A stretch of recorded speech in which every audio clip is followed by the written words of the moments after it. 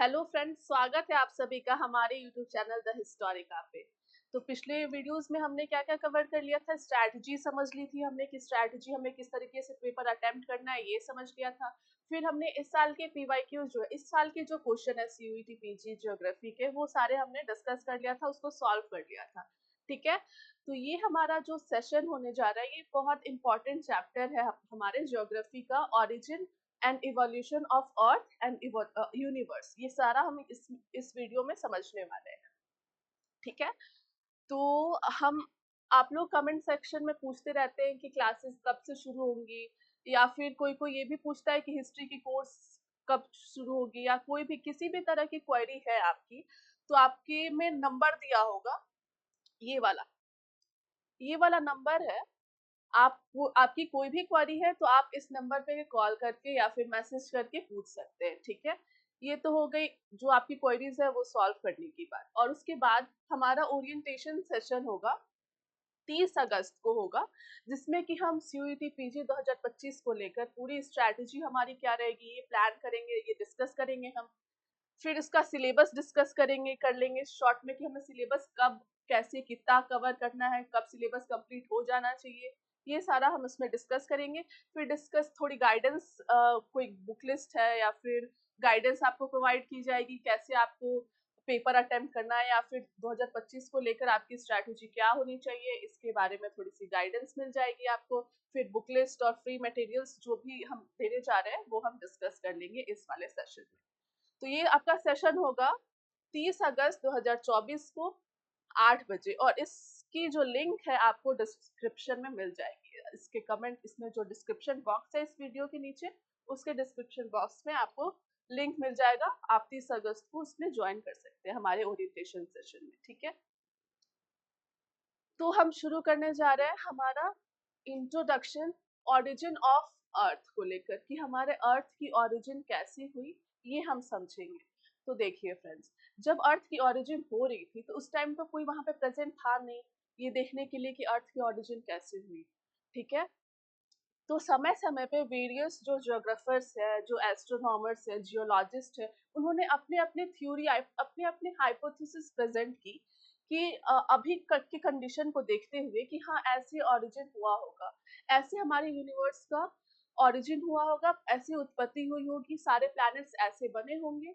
तो उन्होंने समय समय पे अलग अलग हाइपोथेसिस और सिद्धांत से हमें समझाने की कोशिश की, अपने अपने विचार रखे। ठीक है, कोई भी अभी तक कोई भी ऐसे एग्जैक्ट नहीं बता सकता कि हमारे अर्थ की ओरिजिन कैसी हुई, क्योंकि कोई वहां पे प्रेजेंट तो था नहीं। तो इसीलिए अपने अपने विचार इस एस्ट्रोनॉमर्स और जियोलॉजिस्ट ने रखे हैं। उन्होंने ही कुछ कुछ हाइपोथेसिस और थ्योरीज दी है जिन्हें हम समझेंगे अपने इस वीडियो में। ठीक है, तो जो इन्होंने विचार दिए हुए हैं उनके उन लोगों के दो ग्रुप्स हम दो पार्ट्स में पढ़ते हैं। उन लोगों को दो ग्रुप्स में वो डिवाइडेड है। उनके विचार जो है, उनके विचार, उनके हाइपोथेसिस, उनके जो कॉन्सेप्ट है अर्थ की ओरिजिन को समझाने को लेकर, तो वो दो ग्रुप्स में डिवाइडेड है। पहला ग्रुप होता है रिलीजियस कॉन्सेप्ट। ठीक है, तो जब साइंस इतना डेवलप नहीं हुआ था तो उस समय पहले के लोग ओरिजिन ऑफ अर्थ को समझाने के लिए क्या क्या कहते थे कि अपने अपने रिलीजन से जोड़ते थे कि हमारे भगवान ने अर्थ को बनाया है, कोई कहता था हमारे अल्लाह ने बनाया है, जीसस ने बनाया है। तो ये सारे हो गए रिलीजियस कॉन्सेप्ट को फॉलो करने वाले लोग। ठीक है, ये ऐसे ग्रुप है जो कि रिलीजियस कॉन्सेप्ट के थ्रू समझाते हैं अर्थ का ओरिजिन। फिर क्या हुआ कि धीरे धीरे साइंस डेवलप हुआ, न्यूटन आए, उन्होंने लॉ दिया, मोशन, लॉज ऑफ मोशन दिया, ग्रेविटेशन के नियम दिए।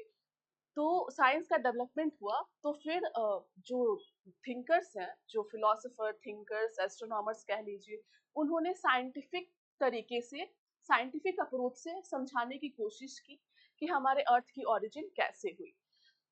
तो ये रहा दो ग्रुप, थिंकर्स के दो ग्रुप का, रिलीजियस कॉन्सेप्ट में जो बिलीव करते हैं और जो साइंटिफिक कॉन्सेप्ट से समझाते हैं अर्थ का ओरिजिन। ठीक है, फिर इस साइंटिफिक कॉन्सेप्ट का क्या होता है, ये जो साइंटिफिक कॉन्सेप्ट है समझाने का तरीका है, ये 3 पार्ट्स में डिवाइडेड है। ठीक है, पहला होता है मोनिस्टिक कॉन्सेप्ट।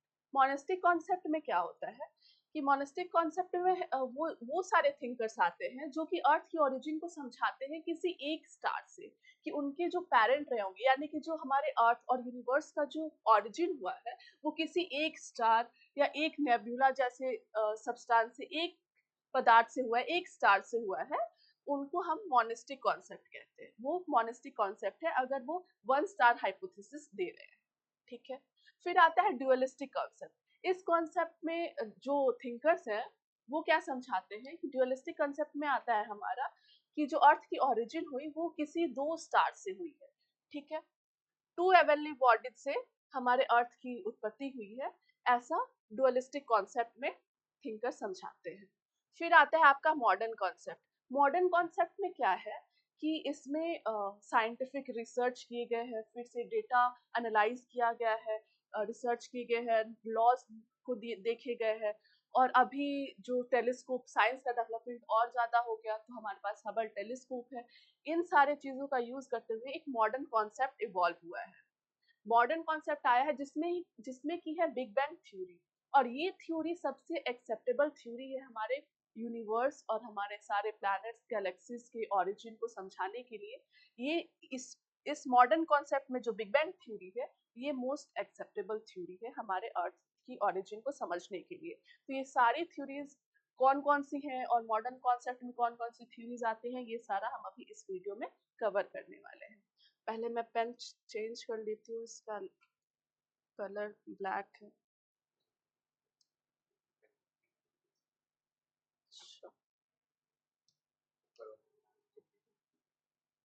वाइट कलर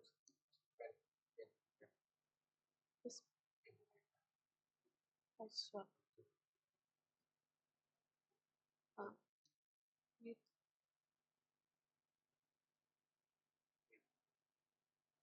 हाँ, अच्छा,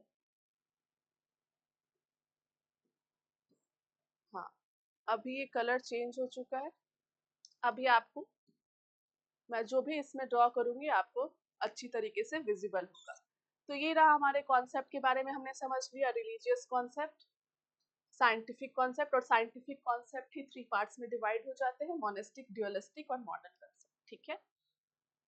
तो यही आपका यहाँ पे हिंदी में दिया हुआ है। फिर क्या है कि गैसियस हाइपोथेसिस ऑफ कार्ट, सबसे पहले जो साइंटिफिक तरीके से समझाने की कोशिश की है हमें ओरिजिन ऑफ अर्थ के बारे में, वो है कार्ट, इमैनुअल कार्ट। इनकी थ्योरी को काफी सराहा गया क्योंकि ये पहले इंसान थे जिन्होंने ओरिजिन ऑफ अर्थ और यूनिवर्स को समझाने के लिए साइंटिफिक अप्रोच लिया।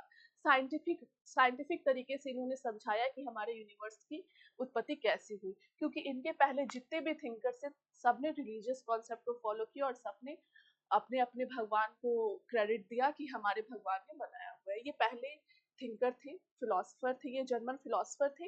इन्होंने पहली बार हमें समझाया साइंटिफिक अप्रोच से। तो चलिए समझते हैं कि इनकी थ्योरी क्या है। तो देखिए, हम समझेंगे कि ये जो इनका इनका जो थ्योरी था, ये प्रिंसिपल है, बेस्ड है ये न्यूटन्स के फर्स्ट लॉ ऑफ ग्रेविटेशन और रोटेटरी मोशन के बेसिस पे इनकी थ्योरी है हमारी। तो इनकी थ्योरी हम समझ लेते हैं। हम एक पेज लेंगे, उसमें हम ड्रॉ करेंगे, उससे हम समझेंगे, ठीक है।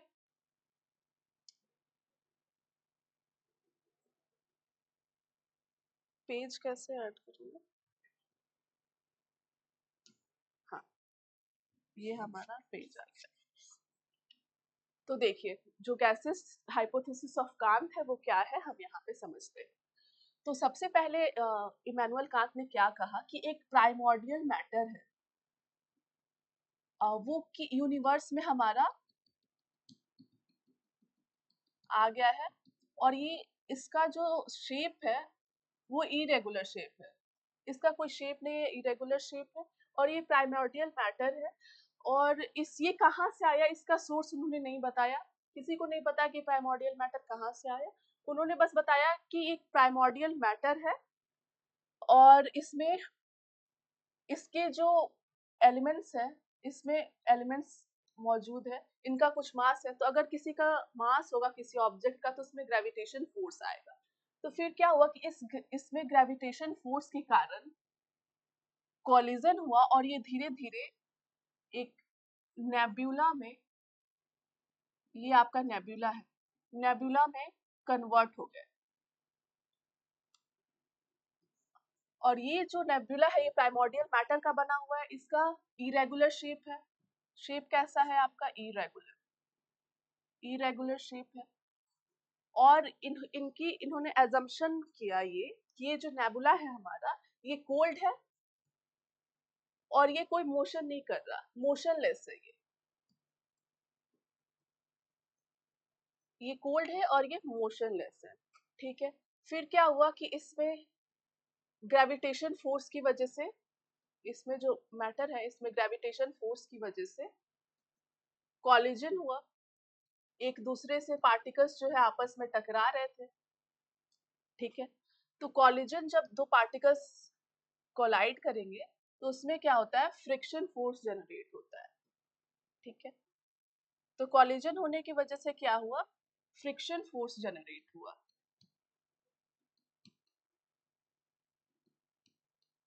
और जब भी हम जानते हैं कि फ्रिक्शन फोर्स जनरेट होता है दो चीजें को कोलाइड करने से, तो देखिए अगर आप अपने हाथ को भी आपस में रगड़ेंगे तो इसमें फ्रिक्शन फोर्स जनरेट होगा और आप पाएंगे कि टेम्परेचर इंक्रीज हो रहा है। ठीक है, आप ऐसे करेंगे टेम्परेचर इंक्रीज होता हुआ पाएंगे। तो ऐसे ही हुआ इसमें, जब पार्टिकल्स एक दूसरे से कोलाइड किए, फ्रिक्शन फोर्स जनरेट हुआ, उसमें क्या हुआ कि टेम्परेचर इंक्रीज हुआ। फ्रिक्शन फोर्स जनरेट होने की वजह से टेम्परेचर इंक्रीज हुआ। टेम्परेचर इंक्रीज होने की वजह से क्या हुआ कि ये जो नेबुला का स्टेट कोल्ड था ये, तो ये फिर हॉट होने लगा। टेम्परेचर इंक्रीज होने की वजह से ये हॉट होने लगा। ठीक है, तो फिर जब कोई भी चीज, कोई भी ऑब्जेक्ट जब हॉट होता है, जब गर्म होने लगता है, तो एक्सपैंड भी करता है, उसकी साइज बढ़ती है, वो एक्सपैंड करने लगता है। तो इसकी वजह से हॉट जब हुआ तो उसकी साइज भी इंक्रीज होने लगी, एक्सपैंड होने लगा। ठीक है, एक्सपैंड होना मतलब साइज इंक्रीज होना। ठीक है, इतना तो समझ में आ गया आप लोगों को कि एक प्राइमोर्डियल मैटर था, उसका फिर नेबुला बना, नेबुला के पार्टिकल्स जो है आपस में कोलाइड किए, कोलाइड होने की वजह से क्या हुआ? फ्रिक्शन फोर्स जनरेट हुआ, फ्रिक्शन फोर्स जनरेट होने की वजह से टेम्परेचर इंक्रीज हुआ, और फिर ये कोल्ड नेबुला जो है हॉट में धीरे धीरे कन्वर्ट होने लगा। और जब हॉट हो रहा था तो उसी टाइम में इसकी साइज भी एक्सपैंड होने लगी, इसकी साइज इंक्रीज होने लगी। फिर इमैनुअल कांट क्या कहते हैं कि इसके कॉलिजन की वजह से, इस दोनों पार्टिकल से कॉलिजन की वजह से एक रोटेटरी मोशन भी जनरेट हो गया, कि ये रोटेटरी मोशन यानी कि ऐसे मूव भी करने लगे पार्टिकल्स। ठीक है, ये जो पार्टिकल्स थे ऐसे मूव करने लगे। ठीक है, तो इससे फिर क्या हुआ? फिर जब ये रोटेटरी मोशन इनमें आ गई थी, इनका रोटेटरी मोशन भी इंक्रीज हो गया। उन्होंने ऐसा कहा कि रोटेटरी मोशन इनका इंक्रीज हो गया। ठीक है, इंक्रीज हो गया। इंक्रीज होने की वजह से रोटेटरी मोशन जब इंक्रीज हुआ, तो हम जानते हैं कि जब भी कोई ऑब्जेक्ट ऐसे सर्कुलर पाथ पे ट्रेवल करती है और ये ऐसे स्पीड में मूव करती है, तो उस ऑब्जेक्ट के ऊपर दो फोर्स लगते हैं, एक बाहर की तरफ और एक सेंटर की तरफ लगता है। बाहर की तरफ जो फोर्स लगता है उसको हम कहते हैं सेंट्रीफ्यूगल फोर्स। ठीक है, यानी कि आप केंद्रीय बल भी इसको कह सकते हैं। और एक फोर्स अंदर की तरफ लगती है, इसको हम कहते हैं सेंट्रीपिटल यानी अभिकेंद्रीय बल, इसको कह सकते हैं, ये सेंट्रीपिटल या अभिकेंद्रीय बल कहते हैं इसको। ठीक है, दो फोर्स लगती है। तो ऐसे ही जब रोटेटरी मोशन में पार्टिकल्स आए तो उनपे दो फोर्स लगा, यही वाला, एक तो बाहर की तरफ लगा सेंट्रीफ्यूगल और एक इसके सेंटर की तरफ सेंट्रीपिटल। ठीक है, फिर इसका रोटेटरी मोशन इंक्रीज होते गया। एक पॉइंट ऑफ टाइम पे क्या हुआ, ये जो सेंट्रीफ्यूगल फोर्स था ये इंक्रीज हो गया सेंट्रीपिटल फोर्स से। ठीक है, ये सेंट्रीफ्यूगल फोर्स इंक्रीज हो गया सेंट्रीपिटल फोर्स से, जिसकी वजह से कि ये अलग हो गए, इनमें रिंग का फॉर्मेशन हो गया। देखिए ये आपका नेबुला है। ठीक है, ये रोटेटरी मोशन मूव कर रहा है, फिर इनका सेंट्रीफ्यूगल फोर्स इंक्रीज होने से क्या हुआ कि एक रिंग का फॉर्मेशन, ऐसे रिंग का फॉर्मेशन हो गया, और ऐसे ऐसे 9 रिंग्स बने। इमैनुअल कांट कहते हैं कि ऐसे ऐसे हमारे 9 रिंग्स बने, और इसी 9 ने आगे जाके कंडेंसेशन से क्या किए, प्लैनेट्स बनाए, सारे 9 हमारे प्लैनेट्स बन गए। उन्होंने कहा कि इसी वजह से हमारे 9 प्लैनेट्स बन गए, और जो मैटर लास्ट में बच गया, जो रिमेनिंग मैटर था, उसका क्या हो गया, सन का फॉर्मेशन हो गया उससे। ये आपका रिमेनिंग मैटर से सन का फॉर्मेशन हो गया, और इस वाले जो रिंग्स बने थे उससे क्या हो गया, प्लैनेट का फॉर्मेशन हो गया। तो ये थी हमारे इमैनुअल कांट की हाइपोथेसिस। लेकिन इसमें भी आप देखेंगे कि कुछ कुछ क्रिटिसिज्म है, कमियां है इसमें, जो कि इस हाइपोथेसिस को प्रूफ नहीं करती है, रिजेक्ट करती है। ये न्यूटन के लॉ, जो बेसिक लॉ है नेचर के, उनको भी फॉलो नहीं करती, उनके भी अगेंस्ट जाती है, हम देखेंगे। लेकिन ये जो थ्योरी थी, ये काफी इंपॉर्टेंट थ्योरी थी उस टाइम पे। इन्होंने ये थ्योरी दी थी 1755 में। तो उस टाइम, उस समय में ये इनका ये सब साइंटिफिक अप्रोच से समझाना बहुत ही इम्पोर्टेंट था, बहुत ही सराहनीय था कि इन्होंने साइंटिफिक अप्रोच लिया हमारे ओरिजिन को समझाने के लिए, अर्थ की ओरिजिन को समझाने के लिए। तो इनकी थ्योरीज को माना गया कई साल तक। फिर जो जब जैसे जैसे न्यूटन साइड लोगों ने इनके थ्योरी को और गहराई से समझना शुरू किया, तो उन्होंने पाया कि इनका जो लॉ है वो जो ये लॉज ऑफ एंगुलर मोमेंटम है, इसके अगेंस्ट है। Laws of first law of motion जो है न्यूटन का, इनर्शिया वाला, उसके भी अगेंस्ट है। तो इसमें फिर क्रिटिसिज्म आने शुरू हो गए। तो इसका इस थ्योरी का भी कुछ क्रिटिसिज्म है, जिसकी वजह से कि ये थ्योरी प्रूफ नहीं हो पाई, और हम इस वजह से जानते हैं कि इस वजह से ये हमारे अर्थ का फॉर्मेशन नहीं हुआ। बट ये थ्योरी काफी इंपॉर्टेंट है, इसीलिए हमें इन सारी थ्योरीज को पढ़ना है, ठीक है। तो इसका क्रिटिसिज्म क्या था, कांत ने पहले तो समझाया नहीं था कि जो प्राइमोर्डियल मैटर था हमारा, उसका सोर्स ऑफ ओरिजिन क्या है, उसका सोर्स क्या है, कहाँ से आ गया वो अचानक से हमारे यूनिवर्स में प्राइमोर्डियल मैटर आया कहाँ से। उनके सोर्स के बारे में उन्होंने चर्चा ही नहीं किया, बताया ही नहीं, ठीक है। फिर उन्होंने ये नहीं बताया कि जो सोर्स ऑफ एनर्जी क्या थी, जो कि एक कोल्ड नेब्यूला था हमारा, ये देखिए ऐसा ही नेब्यूला होता है, ऐसे ही उसने रिंग का फॉर्मेशन किया होगा, ठीक है। नेबुला बेसिकली क्या होता है, तो क्लाउड्स ऑफ डस्ट पार्टिकल्स है, ठीक है वो। तो उन्होंने बताया नहीं कि किस वजह से कोल्ड नेबुला जो है हॉट में कन्वर्ट हो गया, ऐसी कौन सी उसको एनर्जी मिल गई जो कि वो इतना हॉट हो गया, इतना गर्म हो गया कि वो एक्सपैंड होना शुरू हो गया। सिर्फ कॉलिजन से इतनी हीट प्रोड्यूस नहीं होगी कि वो एक्सपैंड होना शुरू कर जाए। तो ये एक क्रिटिसिज्म था। फिर क्या है कि वो इनर्शिया, जो फर्स्ट लॉ ऑफ मोशन में हम पढ़ते हैं कि अगर कोई भी ऑब्जेक्ट रेस्ट में है या फिर मोशन में है, तो जब तक कि कोई एक्सटर्नल फोर्स उस पर नहीं लग जाता है, वो उसी स्टेट में रहेगा। यानी कि अगर वो रेस्ट में है तो वो रेस्ट में ही रहेगा जब तक कि कोई एक्सटर्नल फोर्स नहीं लगता उस पर। अगर वो मोशन कर रहा है तो वो मोशन में ही रहेगा जब तक कि कोई एक्सटर्नल फोर्स उस पर एक्ट नहीं करता है। ये आपका फर्स्ट लॉ ऑफ मोशन है। तो इसके भी ये अगेंस्ट था इनका, इनकी जो थ्योरी थी, जिनमें इन्होंने बताया कि ये मोशन में आ जाता है, तो ये मोशन में मोशनलेस था, फिर ये मूव कैसे करने लगा, जब कौन सा ऐसा एक्सटर्नल फोर्स था, इनके बारे में इन्होंने नहीं बताया। तो ये भी एक क्रिटिसिज्म था इनका। फिर क्या है कि ये जो ये कहते हैं यहाँ पर देखिए आप, कि इनका कहना है कि साइज भी इंक्रीज हो रहा है नेबुला का, और स्पीड भी इंक्रीज हो रहा है, जो रोटेटरी मोशन का स्पीड है वो भी इंक्रीज हो रहा है, जबकि ऐसा पॉसिबल ही नहीं है। अगर हम law of conservation of momentum को देखें, तो law of conservation of momentum अगर आप लोग नहीं जानते होंगे तो मैं बता देती हूँ। Law of conservation of momentum क्या होता है, ये आपका होता है एम ओमेगा आर स्क्वायर। ये मोमेंटम है, मास, ये ओमेगा है जो कि एंगुलर वेलोसिटी को दिखाता है, और ये है रेडियस यानी कि साइज। और अगर हम लोग एंगुलर वेलोसिटी इधर रखें तो ये आ जाएगा आपका, ये है आपका एंगुलर वेलोसिटी का फॉर्मूला आ जाएगा, ये कांस्टेंट रहेगा। तो इससे हमें क्या पता चलता है कि एंगुलर वेलोसिटी अगर इंक्रीज होगी तो रेडियस कम होगा और साइज छोटा होगा। किसी ऑब्जेक्ट की अगर साइज छोटी है, उसकी रेडियस, जो रोटेशन का जो रेडियस है अगर वो छोटा है, तो एंगुलर वेलोसिटी इंक्रीज होगी। ये law of conservation of momentum कहता है। लेकिन यहाँ लैपलास क्या कह रहे थे कि साइज भी इंक्रीज हो रही है, रोटेशनल मोशन जो इनका था, रोटेटरी मोशन, वो भी इंक्रीज हो रहा है, जबकि ऐसा पॉसिबल नहीं।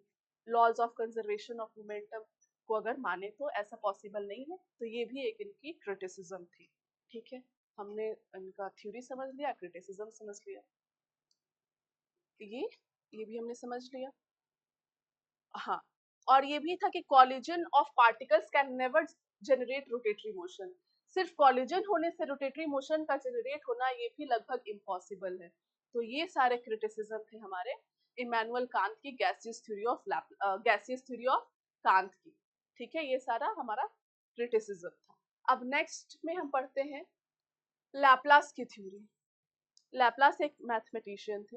उन्होंने क्या किया कि गैसियस थ्योरी ऑफ कांत को उन्होंने देखा, फिर उनमें जो कमियां थी उन्होंने उस कमियों को दूर करते हुए अपनी एक नई थ्योरी ला दी, जिसको क्या कहते हैं, नेबुलर हाइपोथेसिस ऑफ लैपलास। इनकी नेबुलर हाइपोथेसिस थी। तो ये क्या थी ये हम समझते हैं। तो जैसा कि कांत में हमने कांत वाले थ्योरी में हमने क्या पढ़ा कि एक मोशनलेस प्राइमोर्डियल मैटर था, मोशनलेस ये था नेबुला। तो इसमें हम क्या पढ़ेंगे, लैपलास की थ्योरी क्या थी, उनकी क्रिटिसिज्म को दूर करते हुए इन्होंने अपनी थ्योरी दी थी। इसमें क्या हम पढ़ते हैं कि इन्होंने कहा कि एक नेबुला था प्राइमोर्डियल मैटर का बना हुआ। इन्होंने भी इसके सोर्स के बारे में कोई चर्चा नहीं की कि कहाँ से आया, पता नहीं। और ये प्राइमोर्डियल मैटर जो है, और ये जो नेबुला है ये इरेगुलर शेप का तो है ही, चलिए इसको इरेगुलर शेप बना देते हैं। ये क्या है, इन्होंने कहा कि ये हॉट ही है ऑलरेडी, ये पहले से ही हॉट है और ये मोशन कर रहा है। कांत की थ्योरी में क्या क्रिटिसिज्म आया था कि वो हॉट कहाँ से हो गया, कौन सी ऐसी उसको एनर्जी मिली कि वो हॉट हो गया। तो इन्होंने क्या किया कि वो क्रिटिसिज्म को दूर करते हुए कहा कि नेबुला जो है वो पहले से ही हॉट है।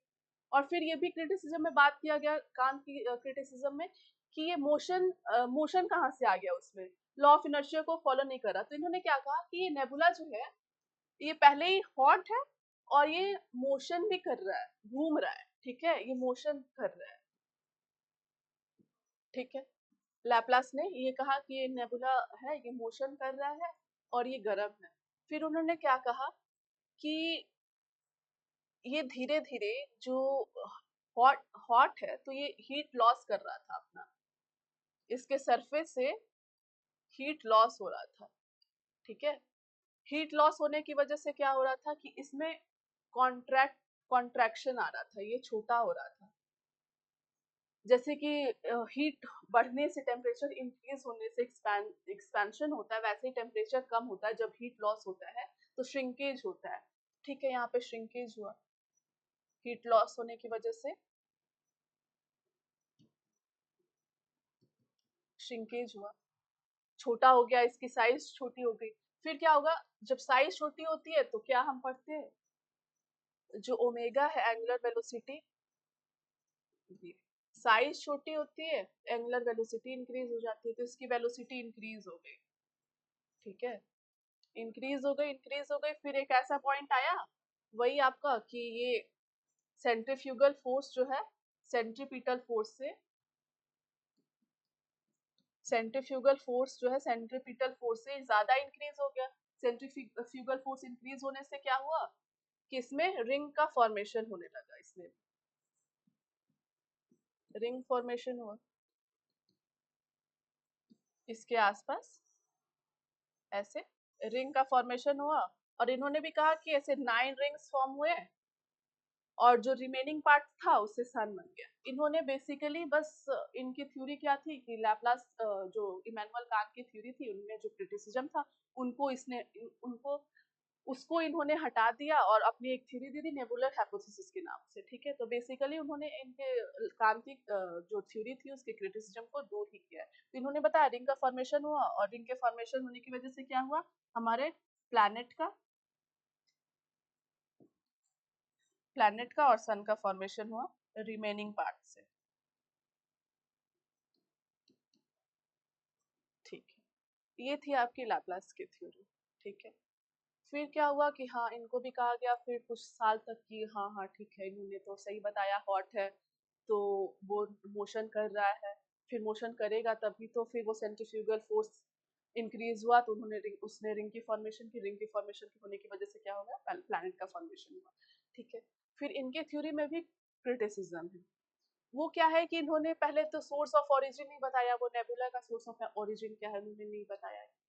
फिर उसको अगर वो हॉट था तो उसको वो हीट मिली कहाँ से, वो हीट आया कहाँ से, इन्होंने उसके बारे में कुछ बात नहीं की, कोई चर्चा नहीं की। ठीक है, फिर उन्होंने इनके क्रिटिसिज्म सेकंड में क्या था कि जो रिंग की फॉर्मेशन की बात की है उन्होंने, सेंट्रीफ्यूगल फोर्स इंक्रीज होने की वजह से, तो ऐसा क्यों हुआ है कि सिर्फ 9 रिंग्स ही निकले, कम 9 से कम, 9 से ज्यादा रिंग्स की फॉर्मेशन क्यों नहीं हुए, सिर्फ 9 रिंग्स की फॉर्मेशन क्यों हुए, इस इसको भी लैपलास जो है एक्सप्लेन नहीं कर पाए। ये भी इनकी एक क्रिटिसिज्म था। फिर है कि हाँ, अगर अगर लैपलास के कहे के अनुसार जो रिंग का फॉर्मेशन हुआ पहले और उससे प्लैनेट बने, और जो रिमेनिंग पार्ट्स है जो बच गया उससे सन का फॉर्मेशन हुआ, तो सन का तो साइज ऐसे, ये लैपलास के अकॉर्डिंग क्या बता रहे हैं कि कम है, तो कम होने की वजह से इस इन सन की जो रोटेटिंग स्पीड है वो तो ज्यादा होनी चाहिए सारे प्लैनेट से, लेकिन ऐसा नहीं है, सारे प्लैनेट की स्पीड ज्यादा है सन से। तो ये भी इनका एक क्रिटिसिज्म था, इसको भी एक्सप्लेन नहीं कर पाए। तो चलिए इनकी भी जो थ्योरी थी वो भी रिजेक्ट कर दी गई, नहीं मानी गई। ठीक है, फिर आता है आपका ये दोनों जो लैपलास की और इमैनुअल कांत की पढ़ी हमने थ्योरी, ये मोनिस्टिक कॉन्सेप्ट पे बेस्ड थी, सिर्फ एक स्टार से ही, एक नेबुला से उन्होंने प्लैनेट का और हमारे सन का फॉर्मेशन बताया। ठीक है, अब आते हैं हमारे बाइनरी थ्योरीज पे। ठीक है, इसमें क्या होता है कि दो स्टार को वो बताते हैं कि बाई पैरेंटल थ्योरी है ये, कि दो स्टार रहे होंगे पहले, उनसे फिर हमारे प्लैनेट्स का और सन का सबका फॉर्मेशन हुआ, तो ये हमारी बाइनरी थ्योरी है, ये बाइनरी थ्योरी है। अब हम पढ़ेंगे बाइनरी थ्योरीज, उसमें आता है planetesimal hypothesis of Chamberlin and Moulton. ये अगर आप लोग इसी साल का क्वेश्चन जो मैंने कराया है अगर आप लोग उसमें देखेंगे तो ये इसी साल में आया था, 2024 में ही ये क्वेश्चन पूछा गया था कि जो प्लैनेटेसिमल हाइपोथेसिस ऑफ प्लैनेटेसिमल हाइपोथेसिस जो है ओरिजिन ऑफ अर्थ का, ये किन्होंने दिया है, किसने दिया है, आपके यही क्वेश्चन था 2024 में। ठीक है, तो इन्होंने, इसका आंसर होगा चैम्बरलिन और मोल्टन, जो कि मैंने उस समय में डिस्कस कराया हुआ था, आप जाके देख सकते हैं। ठीक है, तो इस थ्योरी को हम समझते हैं कि इस थ्योरी में चैम्बरलिन और मोल्टन जो थे वो क्या समझाने की कोशिश कर रहे हैं। तो ये जो थ्योरी थी, ये बेसिकली दो स्टार को इन्होंने अज्यूम किया था कि दो स्टार है हमारे पास। ठीक है, एक है प्रोटोसन, जिसको कहते हैं प्रोटोसन, इन्होंने नाम दिया कि ये प्रोटोसन है, इसकी भी ओरिजिन कोई कहाँ से हुआ ये इन्होंने नहीं बताया है, बस एज्यूम कर लिया कि एक प्रोटोसन है। और एक है इंट्रूडिंग स्टार। ठीक है, इंट्रूडिंग स्टार या कंपेनियन स्टार भी इसको कह सकते हैं।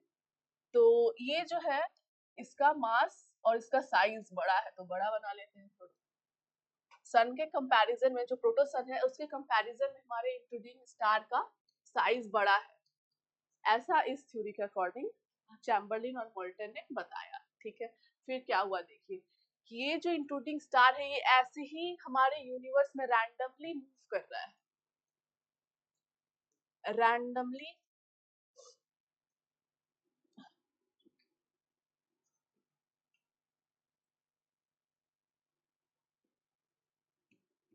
रैंडमली मूव कर रहा है ये हमारे यूनिवर्स में। ठीक है, फिर कहीं से ये मूव करते करते प्रोटोसन के पास आ गया, और प्रोटोसन के पास से ऐसे ये गुजर गया, इधर से मूव कर गया। तो क्या कहते हैं चैम्बरलिन कि ये जो इंट्रूडिंग स्टार है, इसका जो साइज है, ये हमारे प्रोटोसन से, इंट्रूडिंग स्टार का प्रोटोसन से साइज ज्यादा है। ठीक है, ठीक है, तो ये क्या हुआ, तो जब साइज ज्यादा रहता है तो क्या होता है कि उसमें ग्रेविटेशन फोर्स भी उसमें ज्यादा होता है। ठीक है, उसका तो ये जो इंट्रूडिंग स्टार है इसका ग्रेविटेशन फोर्स जो है, ग्रेविटेशन पुल कह ले, वो ज्यादा है कंपैरेटिवली प्रोटोसन। तो ये जब यहाँ से पास हो रहा था तो देखिए इसने क्या किया कि प्रोटोसन का कुछ हिस्सा इसने ऐसे पुल कर लिया, इजेक्ट हुए उसके प्रोटोसन में से कुछ मैटर्स जो है इजेक्ट हुए, बाहर की तरफ निकले, ठीक है। जब फिर ये यहाँ पे आया,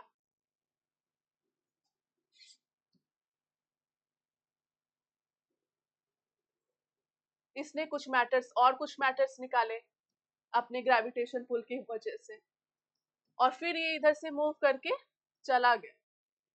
फिर क्या हुआ कि ये जो मैटर्स निकाले इसने, इंक्लूडिंग स्टार ने, ये मूव करने लगे प्रोटोसन के आसपास ही, प्रोटोसन के आसपास ये रिवॉल्व होने लगे, ठीक है। और ऐसे मूवमेंट करने लगे। धीरे धीरे क्या हुआ कि इन्होंने, ये अलग हो गए प्रोटोसन से, और प्रोटोसन के आसपास ऐसे मूव होने लगे, ठीक है। इतना समझ में आ गया आप लोगों को? तो अब ये मटेरियल जो है मूव कर रहे हैं प्रोटोसन प्रोटोसन की सराउंडिंग में ऐसे रिवॉल्व करने लगे। फिर इसी से हमारे जो प्लैनेट्स और सैटेलाइट्स का, इसी प्रोसेस से इन्होंने बताया कि ऐसे ही हमारे प्लैनेट्स और सैटेलाइट का ओरिजिन हुआ, ये मूव करने लगे और फिर ऐसे ये अलग हो गए धीरे धीरे कंडेंसेशन से। इन्होंने वो प्रोसेस नहीं बताया कि किस प्रोसेस से हमारे प्लैनेट्स बने और क्या प्रोसेस था, ये इन्होंने नहीं बताया। बस ये बताया कि ये जो पार्टिकल्स जो प्रोटोसन से निकले थे, इसने ही प्लैनेट्स और सैटेलाइट का फॉर्मेशन किया, ठीक है। चलिए, ये इनकी थ्योरीज थी, प्लैनेटेसिमल थ्योरी ऑफ चैम्बरलिन एंड मोल्टे, ठीक है। फिर इसकी थ्योरी, इनकी थ्योरीज को भी पहले माना गया कुछ साल की, ठीक है। चलिए, आपने ये तो बता दिया कि ये ऐसे इंट्रूडिंग स्टार था एक, उसके ग्रेविटेशन पुल के कारण ये हमारे प्लैनेट्स बने। तो इसका एक एविडेंस क्या मिलता है कि जो सारे प्लैनेट्स हैं वो एक ही समय पे बने हैं और एक ही मटेरियल से बने, उनका ओरिजिन कॉमन है। तो इस वजह से इनके थ्योरीज को काफी सराहा गया, काफी एक्सेप्ट किया गया उस समय में। फिर क्या हुआ, इनकी थ्योरीज की भी कुछ क्रिटिसिज्म है, वो क्रिटिसिज्म हम समझेंगे। तो इनकी जो थ्योरी थी वो क्या कह रही थी कि उसमें क्रिटिसिज्म ये था कि big planets formed by the material ejected from the sun. ऐसा पॉसिबल ही नहीं है कि जो सन, आपने बताया कि ये जो प्रोटोसन है इससे मटेरियल इजेक्ट हुआ और फिर इससे प्लैनेट्स बन गए। तो जेफरी ने क्या कहा कि ऐसा पॉसिबल ही नहीं है कि जो प्रोटोसन से जो भी कुछ मटेरियल्स निकले वो ग्रेविटेशन पुल की वजह से उससे प्लैनेट का फॉर्मेशन हो जाए, ऐसा बिल्कुल पॉसिबल नहीं है। तो इस वजह से इनकी थ्योरी को रिजेक्ट कर दिया गया। और इनके थ्योरीज में ये भी एक दोष था कि इन्होंने कहा कि that the increase in the size of nucleus due to collision of the planetesimal is not trustworthy। तो बेसिकली इनके थ्योरी को रिजेक्ट कर दिया गया ये सारे क्रिटिसिज्म की वजह से। इन्होंने ये भी नहीं बताया कि 9 रिंग्स का फॉर्मेशन कैसे हुआ और जो प्लैनेट्स का फॉर्मेशन हुआ तो वो एक परफेक्ट अरेंजमेंट में क्यों है।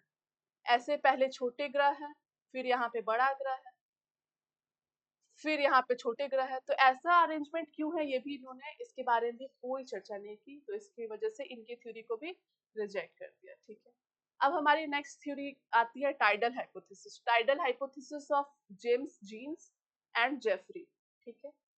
तो किसने दी थी इस थ्योरी को? सर जेम्स जीन्स, और फिर बाद में जेफरी ने, देखिए हेरोल्ड जेफरी ने बाद में मॉडिफिकेशन किया था इस थ्योरी में, ठीक है।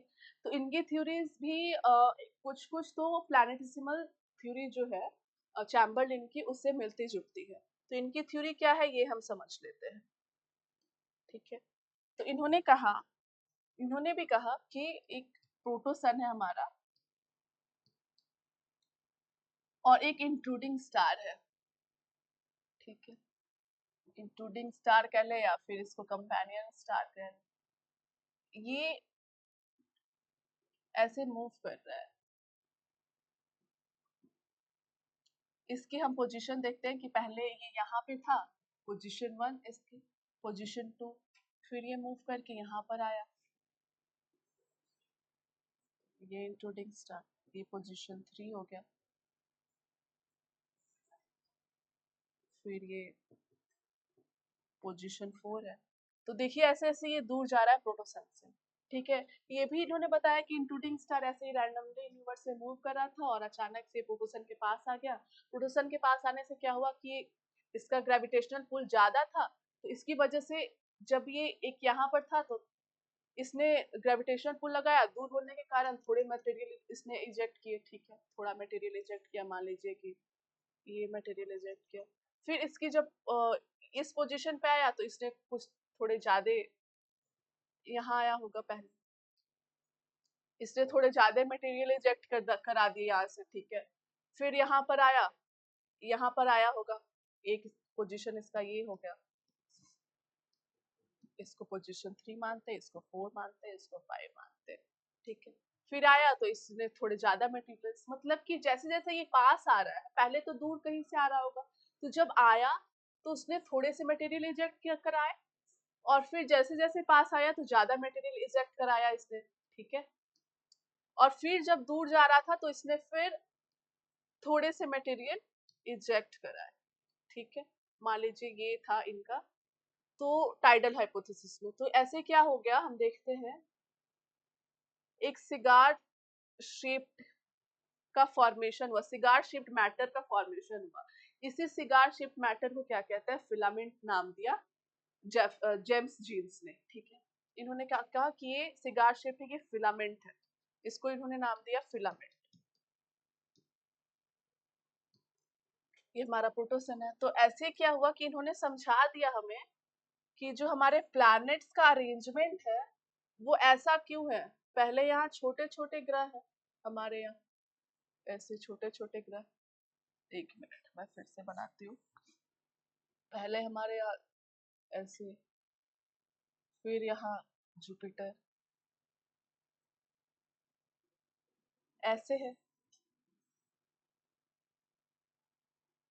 तो ये ऐसा अरेंजमेंट क्यों है हमारे प्लैनेट्स का, इनकी थ्योरी से पता लग गया।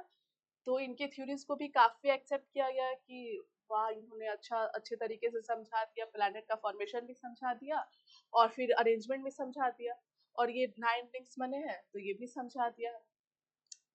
तो फिर क्या हुआ कि इसी सिगार शिफ्ट का जो ये मैटर था, ये बाद में अलग होके इसमें पहले ये कूल डाउन हो गए, ये भी जो मटेरियल्स इजेक्ट हुए प्रोटोसेल से तो ये भी हॉट था, तो इसमें हीट लूज हुआ, फिर वो कॉन्ट्रैक्ट हुआ, फिर उसकी साइज कम हुई, फिर उसमें ब्रेकेज आया, फिर कंडेंसेशन होने की वजह से ये प्लैनेट्स का फॉर्मेशन हो गया। सिगार शेप जो ये मैटर था उससे हमारे इन प्लैनेट्स का फॉर्मेशन हो गया, ठीक है। टाइडल हाइपोथेसिस यही थी। इसको टाइडल हाइपोथेसिस इसलिए कहते हैं क्योंकि पहले ऐसे टाइड की तरह, ऐसे टाइड आती है फिर ऐसे कम हो जाती है, हाई टाइड देखने को मिलती है, हमारे लो टाइड रहता है पहले, फिर ऐसे हाई टाइड देखने को मिलती है।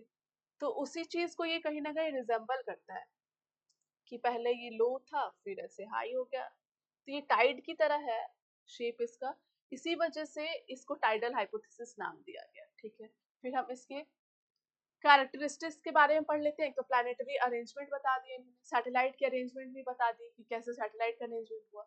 फिर उन्होंने कूलिंग टाइम एंड सैटेलाइट्स, इनकी थ्योरी से ये भी पता चला कि जो हमारे ये जो छोटे छोटे जो प्लैनेट्स हैं उसके कूलिंग, उसके ठंडे होने में कम समय लगा होगा, इस वजह से उनके पास या तो कोई सैटेलाइट नहीं है या तो काफी कम सैटेलाइट है। अगर हम देखें तो इनके पास कोई सैटेलाइट नहीं है और अर्थ के पास एक सैटेलाइट है, मार्स के पास 2 सैटेलाइट है। तो ऐसे जो छोटे छोटे ग्रह है उनको ठंडे होने में कम टाइम लगा, और इसी वजह से या तो उनके पास कोई सैटेलाइट नहीं है या तो उसके पास 1 या 2 सैटेलाइट्स है। और जो बड़े ग्रह है इनको ठंडा होने में ज्यादा समय लगा, ये सारे जो ग्रह है ये ज्यादा देर तक गर्म रहे, इसकी वजह से इनके सैटेलाइट्स की संख्या ज्यादा हो गई। वही आपका यहाँ पे लिखा हुआ है। अब मेरे इस तरीके से समझाने के बाद अगर आप ये पीडीएफ पढ़ते हैं, ये पीपीटी पढ़ते हैं तो आपको अच्छे से समझ आ जाएगी। तो ठीक है, यहाँ पे कूलिंग टाइम एंड सैटेलाइट अगर आप पढ़ेंगे, smaller planets which cooled faster have fewer or no satellites while larger planets which stayed hot longer have more satellites, ठीक है, ठीक है। फिर इन्होंने कॉमन ऑरिजिन भी बताया, इन्होंने बताया कि उसी सिगार शेप्ड मैटर से फॉर्मेशन हुआ सारे प्लैनेट्स का। तो इन्होंने कॉमन ऑरिजिन भी बताया कि प्रोटोसन से ही ये सिगार शिफ्ट मैटर निकला था, तो कॉमन ऑरिजिन है हमारा। तो ये भी इनकी थ्योरी सपोर्ट करती थी इसको कि हमारे सारे प्लैनेट्स का कॉमन ऑरिजिन है, कॉमन ऑरिजिन से वो सारे आए, ठीक है। फिर इसमें सैमल्टेनियस फॉर्मेशन बताया सारे प्लैनेट्स का, कि सारे जो प्लैनेट्स है वो सेम टाइम पे बने हुए। तो इनकी थ्योरी इस बात को भी सपोर्ट कर रही थी, इसलिए इनकी थ्योरीज को समर्थन दिया गया और सपोर्ट किया गया इनकी थ्योरीज को। फिर लेकिन इनके थ्योरीज में भी क्या है, इनके थ्योरी में भी क्रिटिसिज्म है। वो क्रिटिसिज्म क्या है कि इन्होंने क्या है कि ये नहीं बताया कि ओरिजिन क्या है सोर्स का, वो जो प्रोटोसन है वो कहाँ से आया, इन्होंने भी इसके बारे में कुछ नहीं बताया। तो ये भी इनकी थ्योरी में भी ये एक दो जो है क्रिटिसिज्म आ जाते हैं। ठीक है, चलिए अब हमारा नेक्स्ट हाइपोथेसिस है binary star hypothesis of Russell. Tidal hypothesis के बाद क्या आया, binary star hypothesis of Russell ने दिया था। ठीक है, तो इसमें क्या होता है बाइनरी स्टार हाइपोथेसिस में, इसमें ये भी बाइनरी थ्योरीज है। बाइनरी थ्योरीज यानी कि जो जिसके बाई पैरेंटल होते हैं, दो स्टार से जो हमारे ओरिजिन ऑफ अर्थ को समझाते हैं, तो ये भी वही है बाइनरी स्टार हाइपोथेसिस। तो इसमें क्या होता है, देखिए हम समझते हैं।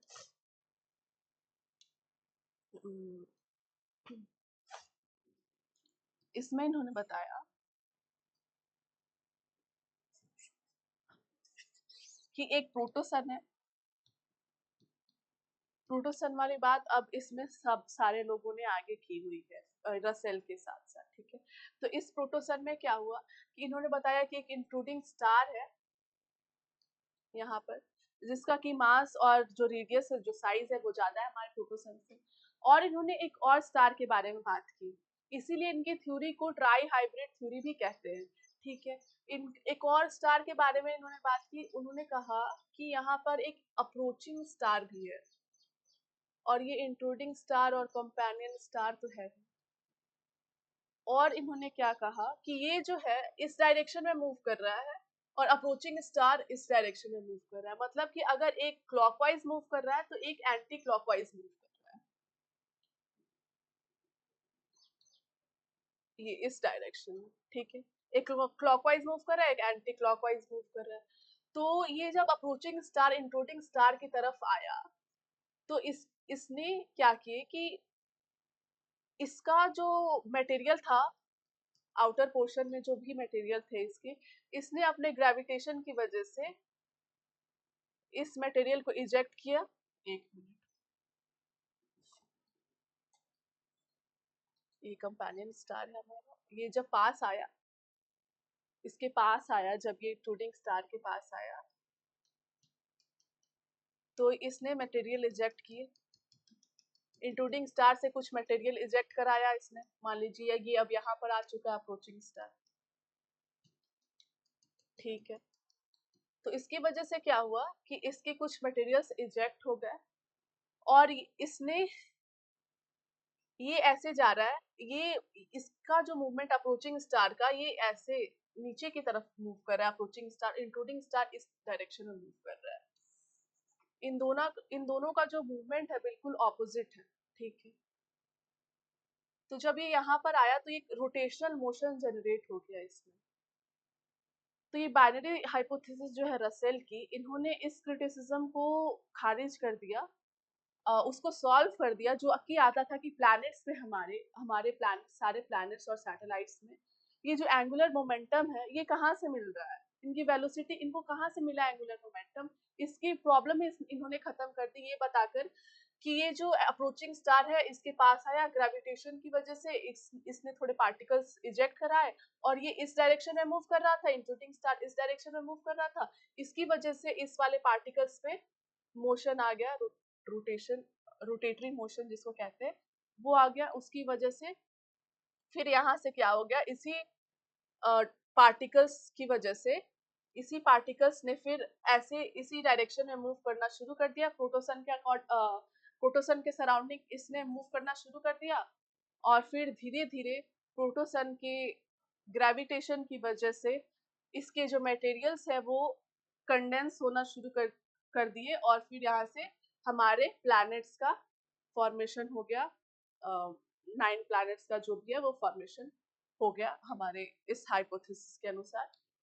बाइनरी हाइपोथेसिस जो है रसेल की वो यही थी। अब आप अगर इस पीपीटी को पढ़ते हैं तो आपको समझ आएगा। ठीक है, ऐसे ही देखिए, पहले जब अप्रोचिंग स्टार कंपेनियन स्टार के पास आया तो इसने बल्ज क्रिएट किया, वही बल्ज ग्रेविटेशन की वजह से कुछ पार्टिकल्स इजेक्ट कराया तो उसमें ऐसा बल्ब जैसा ऐसा शेप फॉर्म हो गया। फिर धीरे क्या हो गया, धीरे धीरे क्या हुआ, समय के साथ ये बल्ब जो है अलग हो गया, इस कंपेनियन स्टार से अलग हो गया और ये भी ऐसे रिवॉल्व करने लगा इस ऑर्बिट में। और इसी इसी वजह से, इस मैटर की वजह से फिर आगे जाके क्या हुआ, हमारे प्लैनेट्स का फॉर्मेशन। ठीक है, चलिए। फिर बाइनरी हाइपोथेसिस का भी क्रिटिसिज्म था। इन्होंने ये तो समझा दिया कि एंगुलर मोमेंटम क्या है, कैसे मिला, प्लैनेट्स को हमारे एंगुलर मोमेंटम कहाँ से मिला, ये तो इन्होंने समझा दिया। बट इन्होंने ये नहीं समझाया कि what happened to the remaining portion of the companion star. जो कंपेनियन स्टार था हमारा, उसके रिमेनिंग पोर्शन का क्या हुआ, फिर वो कहाँ गया, क्या बना उसका, इन्होंने एक्सप्लेन नहीं किया इस बात को। और फिर he did not explain why the planets started revolving around the sun after the giant approaching star moved ahead on its path। और फिर उन्होंने ये भी नहीं समझाया कि देखिए, हाँ, जैसे कि ये अप्रोचिंग स्टार जब यहाँ पे मूव किया, यहाँ पे इसने बल्ज का फॉर्मेशन कराया, फिर ये पार्ट जो है अलग हो गया, तो ये पार्ट अलग होने के बाद सन के सराउंडिंग की ओर रिवॉल्व होना शुरू कर दिया इसने। ये भी इन्होंने इस अपने हाइपोथेसिस में नहीं बताया, इसकी वजह से इनकी थ्योरी को रिजेक्ट कर दिया गया, इनकी थ्योरी को भी नहीं माना गया। ठीक है, ये इनका क्रिटिसिज्म था। फिर आता है आपका ये मॉडर्न कॉन्सेप्ट में आता है नोवा हाइपोथेसिस ऑफ होयले एंड लिटिल। ये क्या कहता है कि एक सुपरनोवा एक्सप्लोजन हुआ, उसकी वजह से हमारे सारे स्टार, गैलेक्सीज और जितने भी प्लैनेट्स हैं, उसका फॉर्मेशन सुपरनोवा एक्सप्लोजन की वजह से हुआ। वो हॉयल्स की जो थ्योरी है 1946 में इन्होंने दी थी, इस थ्योरी के अकॉर्डिंग सुपरनोवा एक्सप्लोजन की वजह से फॉर्मेशन हुआ सारे हमारे तारे का और प्लैनेट्स का, सारे का फॉर्मेशन सुपरनोवा एक्सप्लोजन की वजह से हुआ। सुपरनोवा क्या होता है और इस हाइपोथेसिस में क्या समझाने की कोशिश की है होल्स ने, वो हम समझते हैं। तो इस हाइपोथेसिस में क्या हुआ कि उन्होंने पहले कहा कि एक प्रोटोसन है और एक इंट्रूडिंग स्टार है जो कि जायंट साइज का है। कंपेनियन स्टार कह लें या फिर इंट्रूडिंग स्टार कह लें, ये जायंट साइज का है। ठीक है, ये हॉट भी है और जायंट साइज का है, मतलब बहुत बड़े साइज का है ये। ठीक है, और इसका इसमें क्या है, कौन सी चीज से फॉर्म हुआ है, तो इसमें मेनली कंपोनेंट्स है हाइड्रोजन, हाइड्रोजन है इसमें, और ये जायंट साइज का है। ठीक है, ये हॉट लिखा हुआ है। ठीक है, तो ये प्रोटोसन के पास ही है, सराउंडिंग में ही ये मूव कर रहा था। तो ये कंपेनियन स्टार क्या हुआ कि इसके जायंट साइज होने की वजह से, हम पढ़ते हैं जब हम स्टार का इवोल्यूशन पढ़ेंगे और स्टार की लाइफ साइकिल पढ़ेंगे, तो उसमें हम पढ़ेंगे कि इसमें इंटीग्रेशन होता है, नेबुलर इंटीग्रेशन कहते हैं जिसको, कि एक समय ऐसा आता है कि इसमें नेबुलर इंटीग्रेशन होता है, यानी कि जो हाइड्रोजन है ये मिलके हीलियम बनाने लगते हैं। ठीक है, ये सुपरनोवा क्या है, तो सुपरनोवा उसको कहते हैं, वैसे स्टार को कहते हैं जिसकी जो जो जो बहुत ज्यादा ब्राइट होता है और जो बहुत ज्यादा जायंट होता है, जिसकी साइज बहुत बड़ी होती है और बहुत ब्राइट होता है, वैसे स्टार को सुपरनोवा स्टार कहते हैं। ठीक है, तो हम अगर लाइफ साइकिल ऑफ जब स्टार को पढ़ेंगे तो उसमें हम पढ़ेंगे एक एक फॉर्मेशन, जब स्टार बनना शुरू होते हैं तो उसमें एक पॉइंट आता है जब वो बनता है क्या, जिसको कहते हैं एक स्टार है, मान लीजिए ये ऐसा, तो स्टार नहीं रहता। ठीक है, ऐसा स्टार है, तो इसमें हम दो पार्ट लेते हैं। ठीक है, इसमें क्या होता है कि अगर इस स्टार का जो मास है वो सन के 1.4 से ज्यादा है, 1.4 मास ऑफ सन से ज्यादा है अगर इस स्टार का मास, तो वो फॉर्मेशन करता है रेड जायंट स्टार का।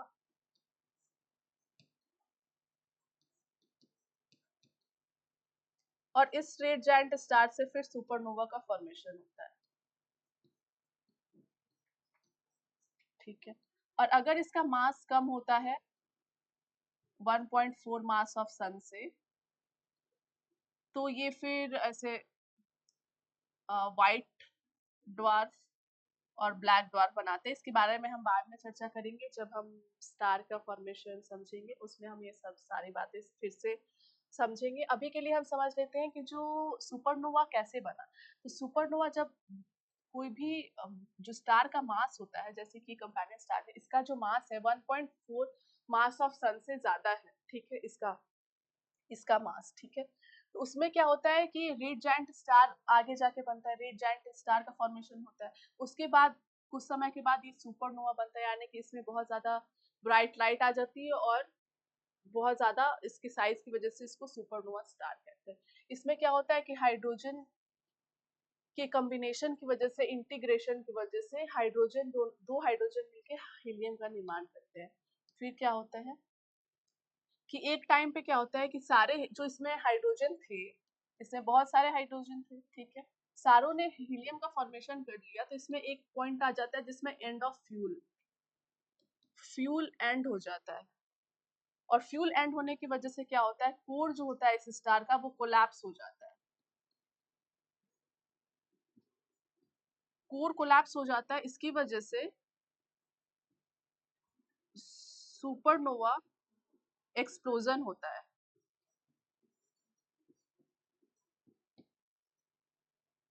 तो देखिए इसमें जो हाइड्रोजन था उसने हीलियम्स बना लिए। हीलियम बनाने की वजह से क्या हो गया कि हाइड्रोजन इसमें खत्म हो गया, एंड ऑफ फ्यूल हो गया। एंड ऑफ फ्यूल होने की वजह से क्या हो गया कि कोर इसका, इस स्टार का कोर कोलैप्स हो गया।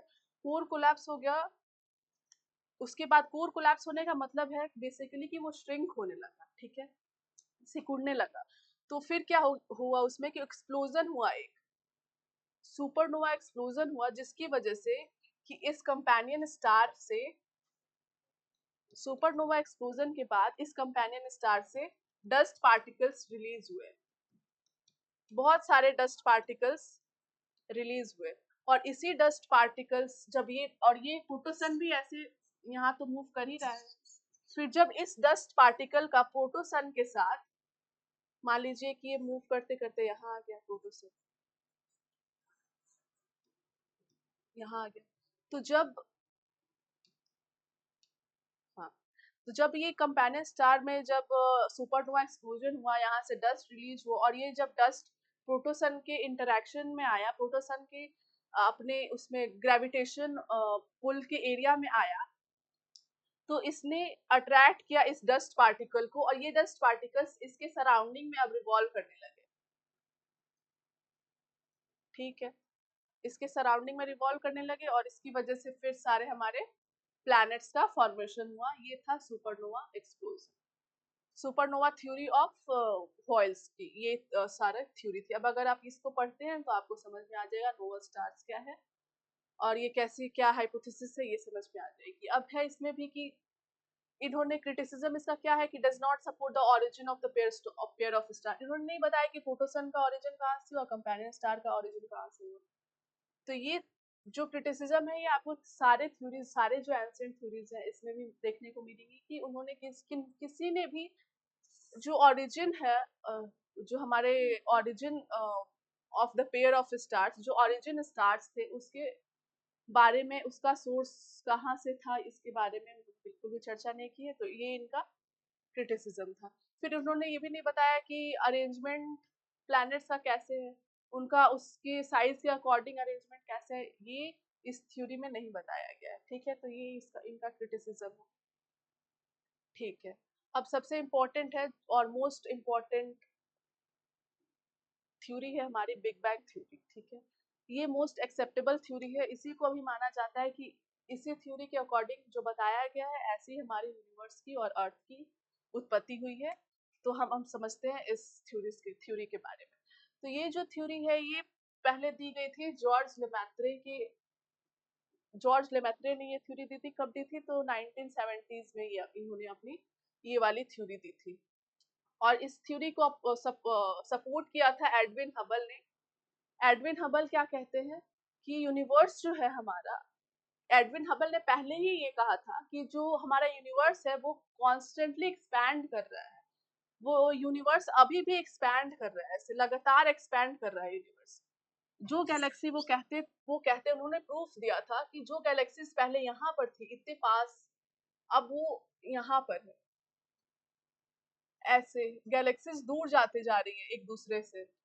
तो यूनिवर्स जो हमारा कॉन्स्टेंटली एक्सपैंड कर रहा है, ये इस बिग बैंग थ्योरी में लेमैत्रे ने हमें बताने की कोशिश की है कि बिग बैंग थ्योरी क्या है। और इसकी उन्होंने कहा है कि इसी की वजह से सारे गैलेक्सीज का भी फॉर्मेशन हुआ है, और अर्थ का भी, सारे प्लैनेट सैटेलाइट सबका फॉर्मेशन बिग बैंग थ्योरी की वजह से हुआ है, ऐसा लेमैत्रे ने बताया। ठीक है, तो ये थ्योरी क्या थी हम समझने की कोशिश करते हैं।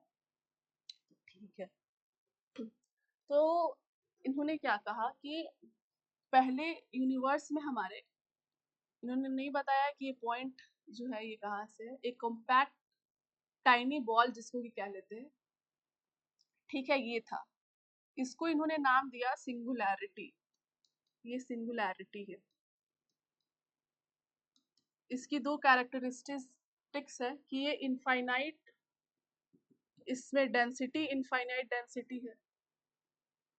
इनफाइनाइट डेंसिटी का मतलब ये हो जाता है कि ऐसी डेंसिटी कि उससे कम डेंसिटी अगर आप इसको और प्रेस करेंगे, फोर्स इस पे लगाएंगे, तो और इसके डेंसिटी में कोई चेंज आपको देखने को नहीं मिलेगी, इतनी ज्यादा कॉम्पैक्ट है ये सिंगुलैरिटी। ठीक है, इसमें एक और एक्सट्रीमली स्मॉल वॉल्यूम, जो वॉल्यूम है इसका वो बहुत ही छोटा है, एक्सट्रीमली स्मॉल वॉल्यूम है इस सिंगुलैरिटी की, और इनफाइनाइट डेंसिटी और इनफाइनाइट टेम्परेचर, मतलब इतना ज्यादा टेम्परेचर कि हम उसको मेजर नहीं कर सकते। ये है ये सिंगुलैरिटी।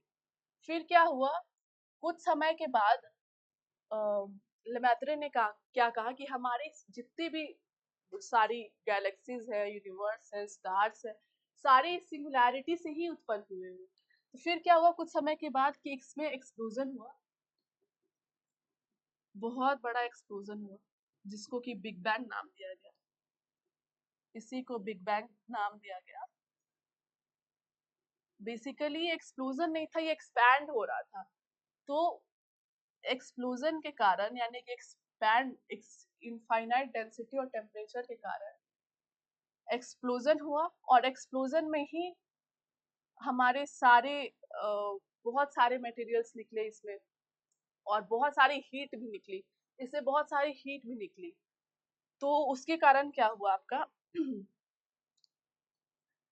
इसमें एनसीईआरटी में दिया हुआ है कि विदिन 3 मिनट्स हमारे पहले फर्स्ट एटम का फॉर्मेशन हुआ, यानी कि प्रोटॉन और न्यूट्रॉन, बहुत सारे, जब ये एक्सप्लोजन हुआ तो बहुत सारे प्रोटॉन न्यूट्रॉन बाहर आए। प्रोटॉन न्यूट्रॉन ने मिलकर क्या बनाया, न्यूक्लियस का फॉर्मेशन किया। और फिर यहाँ पे इलेक्ट्रॉन आके, ये सारा 3 मिनट में हुआ, इलेक्ट्रॉन आके एक एटम बना दिया, एक एटम का फॉर्मेशन हुआ। और ऐसे ऐसे फिर क्या हुआ, हमारा हाइड्रोजन एटम पहले तो फॉर्म हुआ, पहले हाइड्रोजन एटम, फिर हीलियम, लिथियम, ऐसे सारे एलिमेंट्स हमारे फॉर्म हुए, और ऐसे सारे एलिमेंट्स से फिर इंटीग्रेट होके कोल्ड हुए। एक तो पहले जैसे कि ये जब हाइड्रोजन निकला तो इसमें क्या हुआ, हीलियम निकला, फिर इसमें न्यूक्लियर फ्यूजन का प्रोसेस शुरू हो गया। न्यूक्लियर फ्यूजन में हम लोग क्या देखते हैं, फ्यूजन में कि हाइड्रोजन हाइड्रोजन मिलके हीलियम बनाते हैं और बहुत सारे हीट जनरेट करते हैं, बहुत large amount of heat generate होती है न्यूक्लियर फ्यूजन में। तो ऐसे क्या हुआ, न्यूक्लियर फ्यूजन हुआ, बहुत सारी हीट जनरेट हुई, और फिर वो हीट जनरेट होने के कारण वो ही जो एनर्जी, हीट एनर्जी है, वो ही फिर मैटर में कन्वर्ट हो गया। और एनर्जी मैटर में कन्वर्ट, जो आइंस्टाइन ने हमें बताया, E=mc²। इस वजह से क्या हो गया कि एनर्जी मैटर में कन्वर्ट हो गया, और फिर जितनी भी ये सारे मटेरियल्स थे ये कंडेंस होके, कूल डाउन होके अलग अलग एटम्स का और धीरे धीरे ऐसे प्लैनेट्स का फॉर्मेशन हो गया। जैसे जैसे ये कूल डाउन हुए, इनके कूल डाउन होते होते क्या हुआ कि प्लैनेट्स का हमारे फॉर्मेशन हुआ, फिर धीरे धीरे इसमें लाइफ भी आ गई। तो ऐसे इन्होंने डिस्क्राइब किया है बिग बैंग थ्योरी को। तो ये थी हमारी बिग बैंग थ्योरी, और यही थ्योरी जो है ये अभी मोस्ट एक्सेप्टेबल थ्योरी है। इसी को माना जाता है कि ऐसे ही हमारे यूनिवर्स का और अर्थ का फॉर्मेशन हुआ होगा।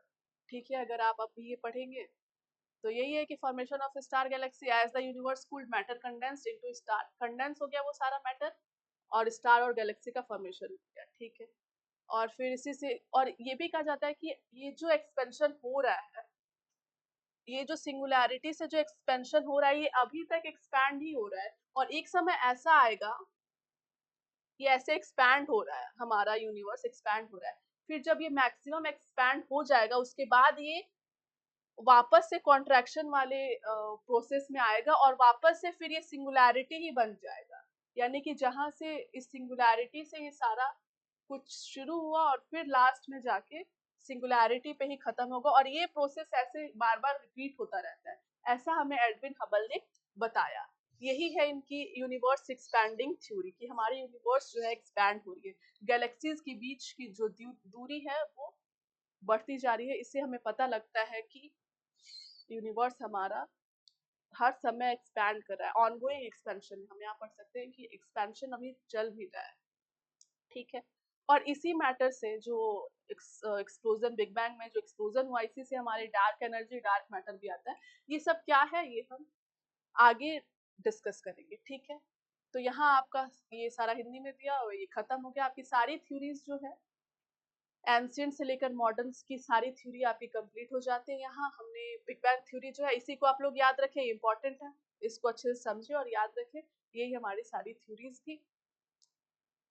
तो हमने समझ लिया कि कैसे फॉर्मेशन होता है अर्थ का और यूनिवर्स का कैसे फॉर्मेशन हुआ, ये समझ लिया। अब नेक्स्ट वीडियो में हम समझेंगे हमारे सोलर सिस्टम के बारे में और थोड़े अर्थ के बारे में समझ लेंगे कि अर्थ का इवोल्यूशन कैसे हुआ, कौन से रॉक से बने हुए हैं, ये सारा हम समझ लेंगे। ठीक है, बाकी तब तक के लिए आप लोग पढ़ते रहिए और मोटिवेटेड रहिए। Thank you.